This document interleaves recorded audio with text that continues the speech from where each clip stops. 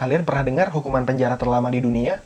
Penjara, bui, atau lembaga pemasyarakatan adalah fasilitas negara yang mana merupakan tempat seseorang untuk ditahan secara paksa dan lepas dari kebebasan apapun di bawah otoritas negara. Banyaknya orang-orang yang masuk penjara membuat kita menjadi bertanya-tanya, siapa-siapa saja yang pernah menerima hukuman penjara terlama di dunia. Hukuman penjara terlama menurut Guinness Book of Record jatuh pada penipu skema piramida di Thailand yang bernama Chamoy Tipiaso. Ia dijatuhi hukuman penjara selama 141.078 tahun akibat melakukan penipuan kepada lebih dari 16.000 korban.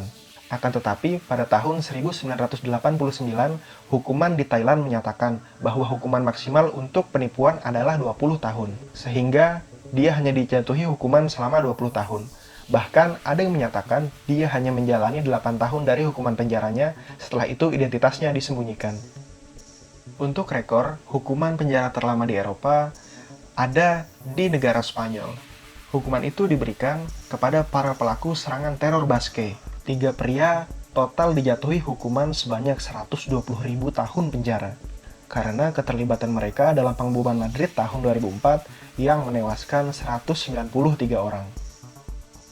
Adnan Oktar alias Harun Yahya dijatuhi hukuman 1075 tahun penjara di Turki karena melakukan beberapa kejahatan. Salah satunya adalah pelecehan seksual.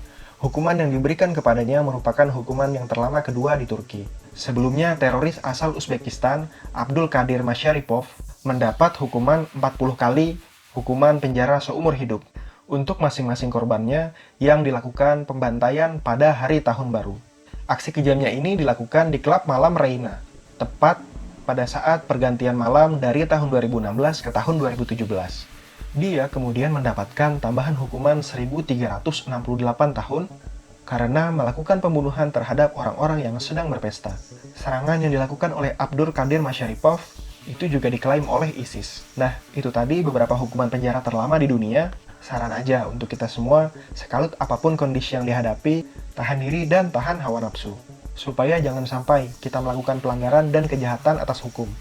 Lantas, apakah hukuman penjara adalah hukuman yang tepat untuk mereka? Atau kalian punya pandangan lain? Silakan tulis di bawah ini.